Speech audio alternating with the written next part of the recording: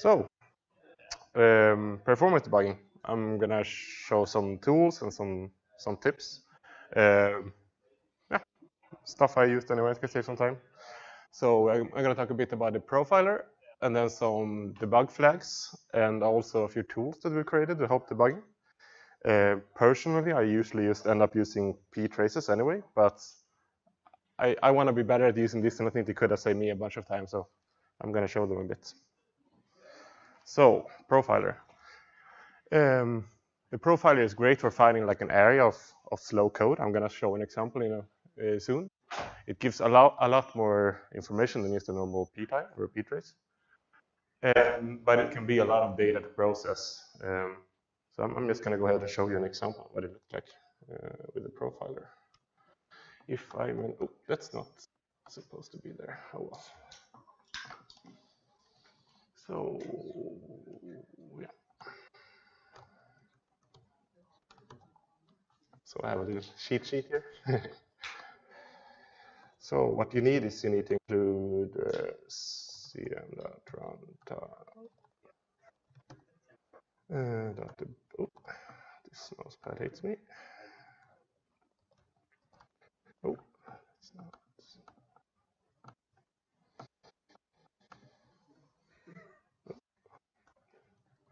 And then we need to tell the profiler to start.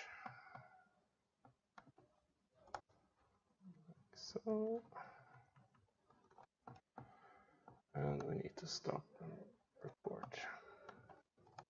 So this is going to give me a report of what takes time when I change view mode. It's just an example. So if CT and change view mode, I should have gotten a report. Ah, it's still working. So here, this is what the profile looks like when you print it. So it'll show you each of the each of the methods that's been called within those start and end. It shows you how many times they were called and how much time it took in total, and for each time it was called.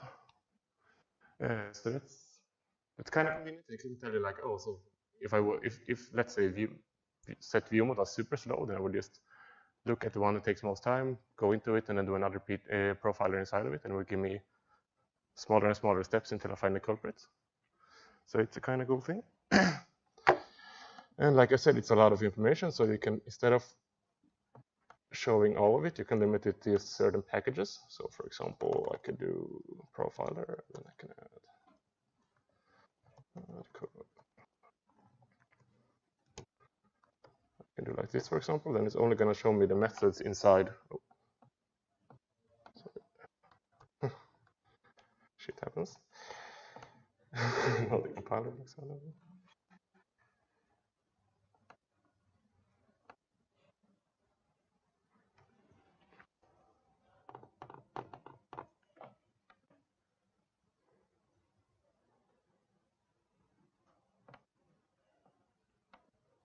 Speaking of performance debugging.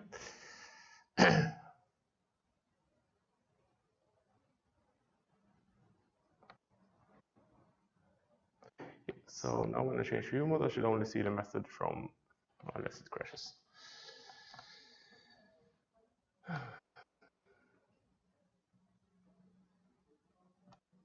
Get world info, that's not related at all. Yeah, this is on our dev branch, might be a bad idea. Yeah, anyway, then in this case, it would show you only the methods that was in red, for example, so you can look at only your own extensions until you find what's slow in your extensions. Yes, so let's go ahead. So that's the profiler, and then we have a bunch of flags that are kind of convenient. So we have a load drawing one in CM3 load drawing timer. It's going to give you a report of all of the hooks, all of the loaded ones and loaded zeros for the snappers. And so if a drawing is slow to load, that's the first thing I do anyway, is enable that flag and then load the drawing, and it's going to give you a report of, usually you see what's slow right away. I could show what that looks like. So if we go to core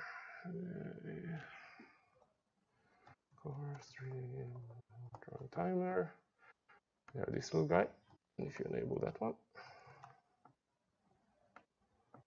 and then load a drawing, let's say my little army here.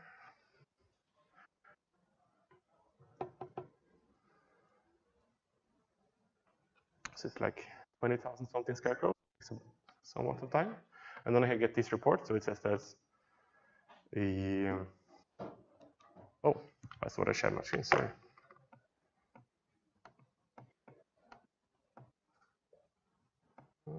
It's not presenting. No, I guess. Yeah. So it shows you all of the core side. So these are usually only core stuff. So it shouldn't be, if you're debugging your extensions, it shouldn't be anything under there. But you have your loaded ones and loaded zeros here. So say these. So they are kind of common that you do something in loaded one or loaded zero. Oh, never mind. These are the hooks. And then you have loaded zero and loaded one here. So you get the time for each of the one and the total time, and same with the hooks, you get how many time it was called and which packet is in and all that. So if the drawing is slow to load, it's probably one of these two, or yeah, could be something in core. But then then you can just send it to dev support, I guess. So that's it for that flag, and then I'll go on. Yes, so we have another one in space that I use a lot, and it's no, it's not in space, it's in world.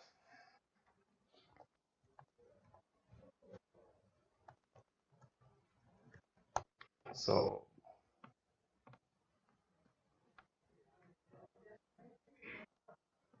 you have this guy, and it's going to tell you, so if the drawing randomly freezes a lot, it could be that the word flush is low. Most often it's something in core side done, but you can try it, and if it turns out to be the case, you can send it to dev support, and it's probably going to help you a lot faster, since then we know. But it could be something with your extension also, of course. So basically, this one is just going to tell you how much time each of the flush took. So random hangs in a drawing could be because of this. So let's see. Yeah, and it only prints if it's slower than like 50 milliseconds. So unless you have a big drawing loaded, you probably won't see anything at all. But if you have a big drawing, it's going to give you the time. And if it's more than just a few milliseconds, it's too slow. It should be fast. It should be way faster. Yeah. So that, and then we have the, sorry.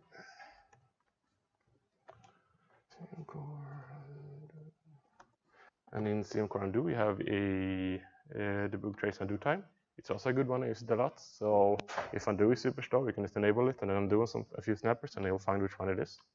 It doesn't help you. It only tells you the total time, not the split times, or which part of undo is slow. But it's a good place to find where to start, and you can use the profiler from there once you find it.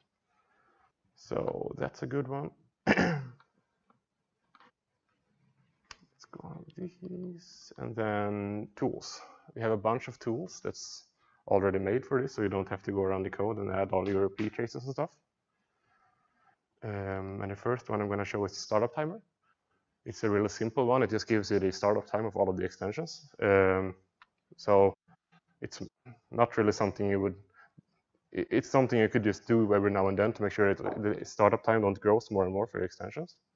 So it gives you a good summary of the load times, I think. So if I go to, yeah, that's the army.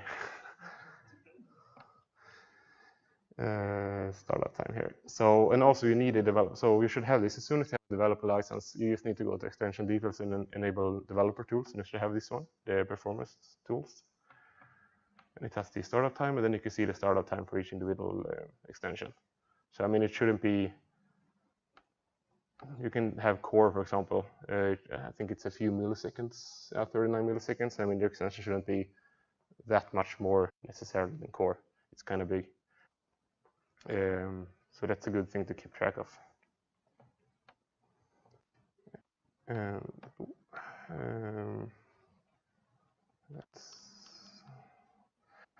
And the response monitor, it's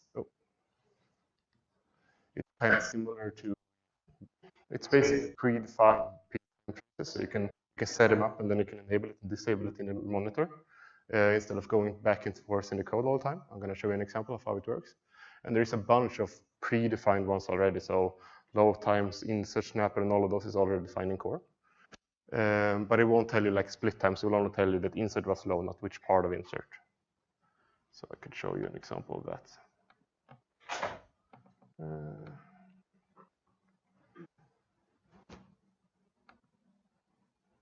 going to clear the drawing.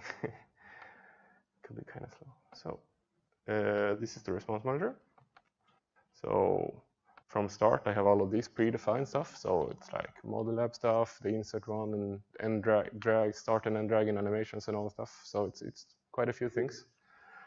So if you insert a snapper now, well, this is open. Oh, and change the tool tab time so you can measure so you don't your tool tabs isn't too slow to open.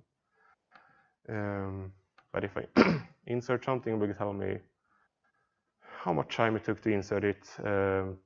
This is from when the animation end drag is how much time end drag in the animation took, and then you have validate space with them. That's how much time from the animation started inserting to when background task started working again. So that's a decent measure of how much time the total insert time of the snapper is. Yeah, that's the predefined one, and then you can easily add your own ones. I'm just gonna go ahead and do one. I'm gonna go to my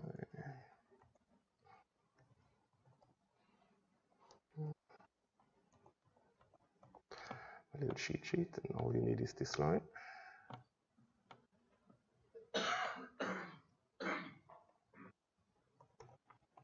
And if you have questions, by the way, while I'm talking, just ask them, please. Oh.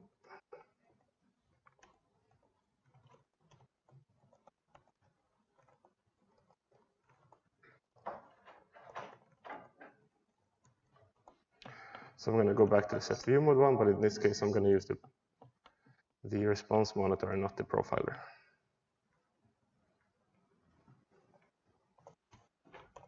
Oh. So I need a start time, so there will be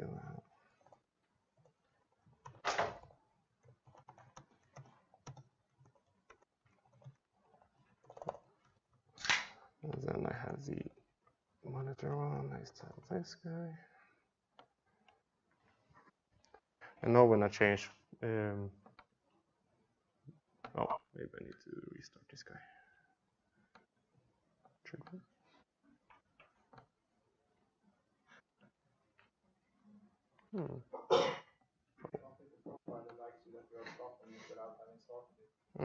Makes sense. Yeah, profiler active. I'll just restart them.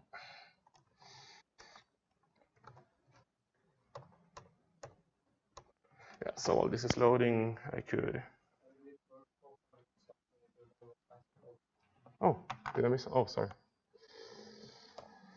Thank you.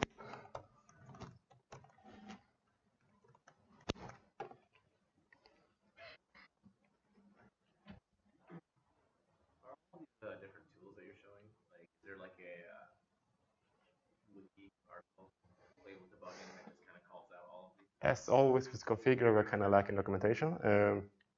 Not always. Sometimes. Okay, in the past, yes. And these were made in the past world. Yeah, so it's kind of lacking. Maybe there is something on the wiki, I'm not sure, but it's a good request. I'm going to look into it to make sure we have something for it. Kind of mess around with some of this. Yep. But it's not sure how to use a lot of it. Or yeah, and like I said from the start, I work in core and I really either don't know about them or don't use them enough. So, but I think they're going to should probably use them more. I think they're going to save me a bunch of time anyway. So now we're back here, and then I'm going to open the response monitor and change this guy. And now now I have this print of the view time in the response monitor. So you can leave a bunch of this in your code, and then you can turn them on and off from here. So they don't add any overhead while they're inactive or while the response monitor is not open. So it's just one bool check, so it's not that bad. So yeah, you can add a few of those, and then if something is slow, just open this guy, enable all of it, and try to do some stuff, and you're probably going to get a good report. And another cool thing about this is you can have predefined actions. So I guess that's maybe more for QA, but I think it's kind of nice anyway, even for developers to want to do stuff. So you can say, I want to test freeze and block maybe, create block, and then I can run these both. So first it's gonna freeze it, and then it's gonna make a block of it, and then I get it. I should have got it at the time. Oh, yeah, and I got the time. So this is the freeze time, and then I have the block time somewhere. Yeah, that's why I should have done it the other way around. You're right. Makes sense. Anyway, you can group up whatever actions you want here, and it's gonna show you that how much time each of the action took. So it can save some time. So is that being called on like the snap where you have selected? Yes, it works on the selection. Sure. So you have multiple things selected. Yeah. Yep. Oh, when I think about it, maybe that's on the whole drawing even. I don't think you need to select. It should be on all of it. And then it has like save and load drawing. It has some predefined paths, so you don't need to bother about those kind of things. Yeah, so that's that one. And then we have the snapper stress test, and it's kind of similar to response monitor with the predefined action, but it's just it has one kind of test suite and it's run through those. So if you made a new snapper, you can run this on it and see if it's up to par or not, kind of. So it's super simple. All you need to do is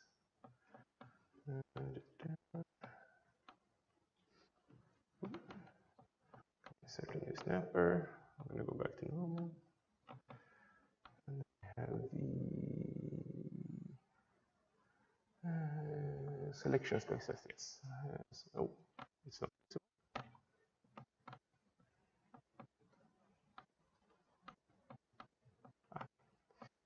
So that guy, and then I run the selection stress test. It's gonna take a while, but it shouldn't be that bad.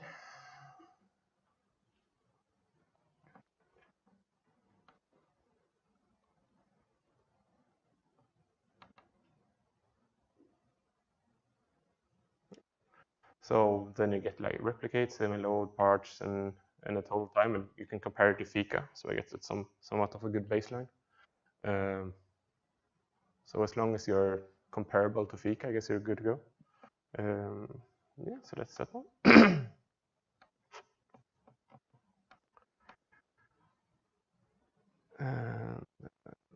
Let's go on, and we have the snapper ranking tool. It's kind of similar to the other one, but it's through a dialog. So in the dialog, you're gonna get the 2D at a time, the 3D, or the get 2D time and the get 3D time, the bound performance, and also parts performance.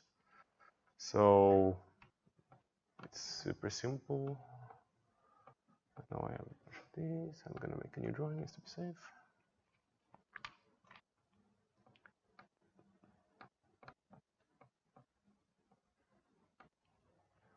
The snapper ranking tool. So this tells me that there is quite a lot of 2D lines for one snapper. The bound is slow, but the 2D and 3D is fast, and the part is good enough. So it's also one of those, whenever if you do a new snapper or just want to test it out, you can run this one on your snappers. It's going to give you a decent result or a decent report of the performance. So any questions so far? Just go ahead and ask. I'm going to go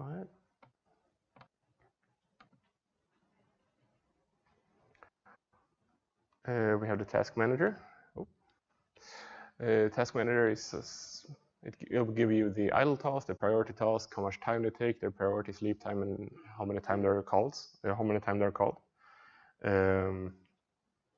It's also one of those, if you get random hack, this could be because of it could be because of a slow task. So we have this guy here. Oh, never mind, it's that one. It's gonna take a while. Not that one. This one. So you have the task manager. So it will give you the priority task up here and the idle tasks down here. It will tell you, and then like I said, you have the priority time, the sleep time, and average time. And if you're not aware, the difference between idle or the priority task and idle task is that the idle task runs while the animations are active. But yeah, this is going to give you a good overview, and also, I mean, most unless you have a really good reason, there should be an idle task that you add as a non-priority task. So if you have a bunch of stuff that's priority tasks, you're probably good think about if they should be idle tasks instead. Yeah, so this one is called a lot, but it's kind of fast. So yeah, it gives you a decent overview. It is single threaded, yes. So whenever the CT is idle, so no animation is running, it's just going to go ahead and give all of these tasks a piece of time. It's going to tell them that you have, say, 50 milliseconds to do whatever you need, and it has to return within that time. Of course, it's single threaded. If the task hangs, it hangs. You can't do anything about it. So then CT is going to hang up or be super slow. So please don't do that in your task. Yeah, that is that. We are, yes, but if it doesn't return, we can't even mark it, I guess, because we. So if it's stuck, it's stuck.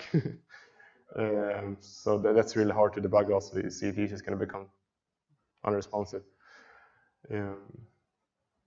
But you're right. If it gives you a certain amount of tries, if it goes over its slot too many times, we mark it, and then you're gonna get a little red notification bar that says this task is not behaving correctly. But it's only shown in dev right now, I think. I'm not sure we did that, but I think we removed it actually. Do you remember that in between sessions, like if I close and open? Because let's say that it's stuck. No, it's per session. It's gonna same thing's gonna happen when you start again. Yeah. So. Yep. That's yeah. It's kind of the problem with single threading stuff. If it's stuck, you can't do anything about it. Yeah. So that's that one. Anything more? Any more questions about it?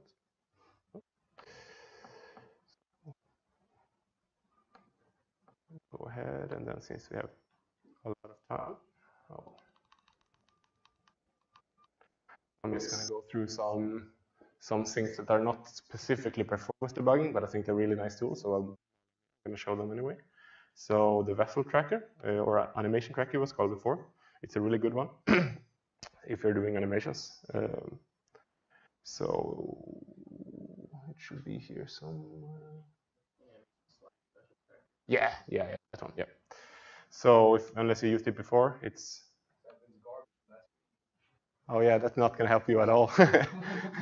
Yeah, so and what you're going to see in the top is the type of animation. So if you want to find something that's a G2 animation or something, you want an example, then you can try a few of the core stuff, and then you'll see if there are generation 1 or generation 2 here.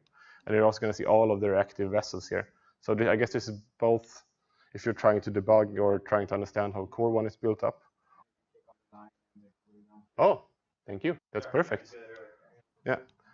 So yeah, you're going to see the vessels here. You can click it and go to the code, like Johan said. So it's both good for debugging your own ones and to try to understand the core ones if you're doing it. So yeah, it's a good tool. Yeah, honestly, I've never used this part, so I'm not sure what it does here, but the animation part is good anyway. Yeah, and then you have the load blacklist. I mean, it's not if you have problem with loads, they're gonna show up here. So red is gonna if something is too slow to change load, I think you get like 4 or 5 tries something, then it's gonna end up here, and then it won't change load anymore. It's locked to whatever it was. So you could keep an eye out for this one if you have slow drawings. It could be a load issue.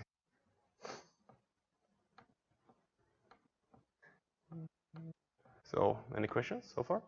So for like the log detail thing and some of the other tools, are those based on your machine performance, or are they based on like just benchmarks you guys have defined? The load one is it's a fixed time you have, I think, but it's kind of generous. It shouldn't be. It should be way faster than the limit we have. Kind of. If it's slower, it's just gonna give you even poorer performance trying to change back and forth. So you're gonna lose from it anyway. So it's better to just keep whatever it is, even though it may not be the lowest. I was just wondering, as like developers, we might have like beastly machines, but then our users may not have the fanciest machine, so it looks okay on ours, but then when they start using it, they have. Yeah, that's true. That's true.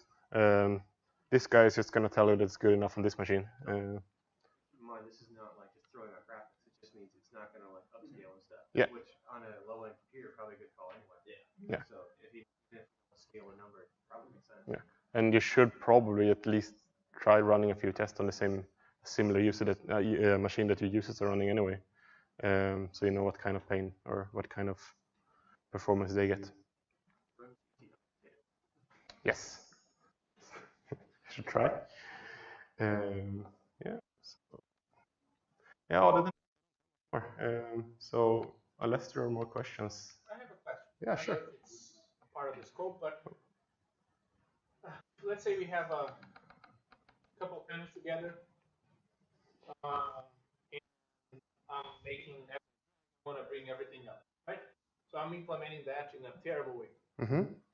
How would you go about debugging it in terms of, okay, let's try and find the bottleneck? So you're saying the stretch is low? Yeah, but I mean, it's my fault because I implemented it.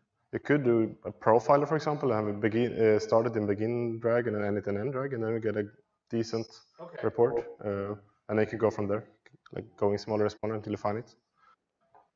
That's one way. And Johan, yeah. Now when you pointed out the code here before, that basically the first thing you started out with was going around and switching globals everywhere. There is no good way of, if you don't know there's a global somewhere that can go on and off, have a good way or you could have any plans on moving all those globals to centralized place or an interface in developer to flip those switches without having to go through the code and look for them and find them. Yeah, you know what, they're here. I think most of them. So the trace load time is here, and I think in 10.0 the rest of them, all of the ones I've showed is going to be under here in 10.0. I think anyway. Yeah. So it's coming. Trace replicate, rebuild dial, maybe not all of them. There's quite a few anyway. The trace was, but yeah. Yay. So. Where was the profiler find out what package? CM core runtime. No, CM runtime. Oh, let me check. I think CM runtime debug. I think.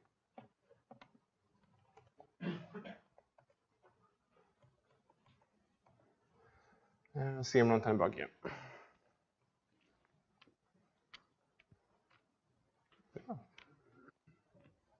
Okay.